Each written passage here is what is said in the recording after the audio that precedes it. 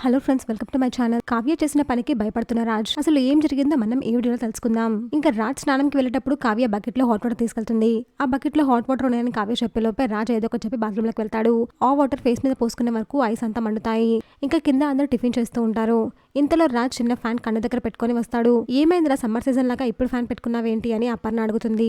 ఏం లేదులే మమ్మీ అని రాజ్ అంటాడు. సరే కూర్చో, వేడివేడిగా టిఫిన్ చేద్దు అని అపర్ణ అంటే, హా వేడా, నాకు వేడి వేడి వేయమొద్దు అని చల్లాలాక తింటాను అని రాజ్ అంటాడు.